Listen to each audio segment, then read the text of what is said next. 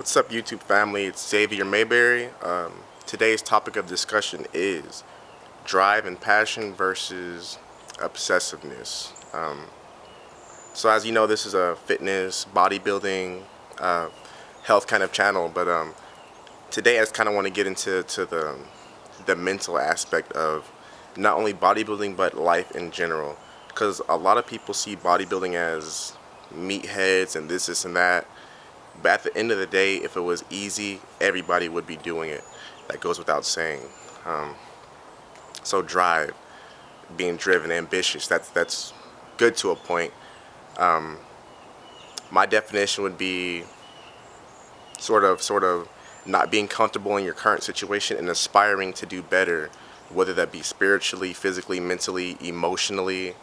It's just wanting better for yourself and not just knowing that something's better out there for you.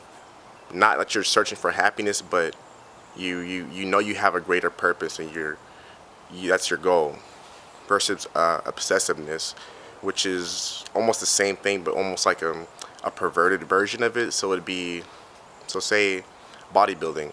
2 years ago, I was like 17, 18. I would bodybuild. I would go home and instead of doing my homework, I would get my meals in. Instead of doing my homework, I'd look up different ways to work out, different ways to hit your biceps, different ways to rehab lower back, which is all well and good, but I did put homework to the side and I suffered for that. So basically, obsessiveness is when you can't, when one aspect of your life becomes your life and spills over into what was your life. Um, yes.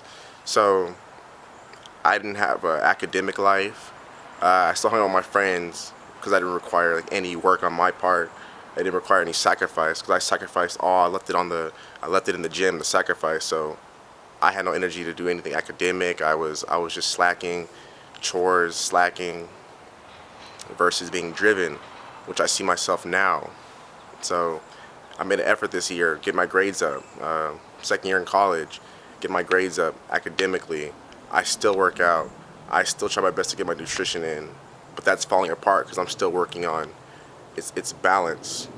So the difference between 2 years and now is I'm working. I'm bringing all aspects of my life up, not just the bodybuilding part.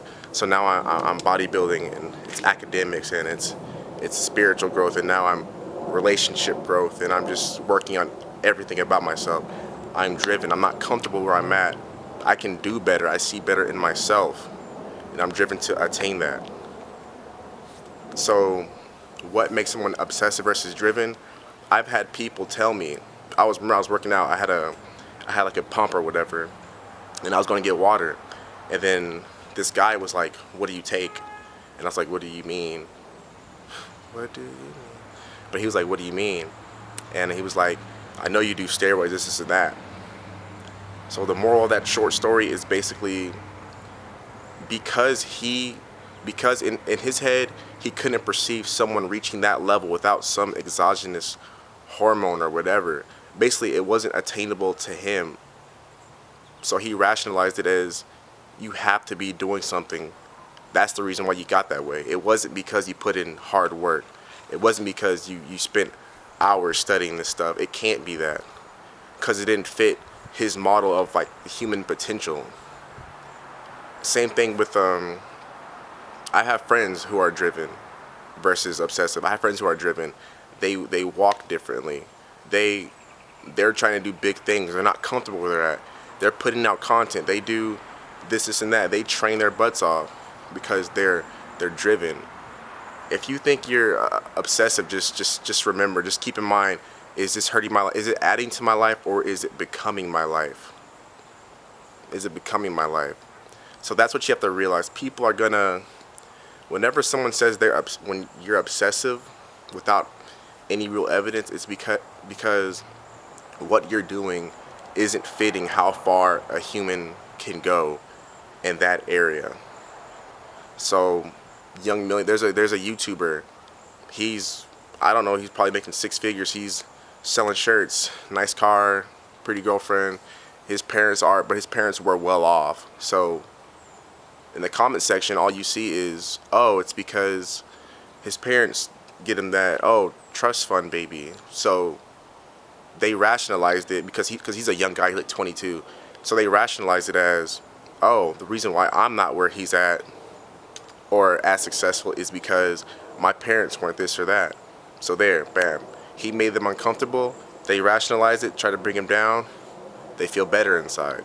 And that's not, some people, that's not the case, but that's sad reality is a lot of people do that mentally. They rationalize why that person is what they're at.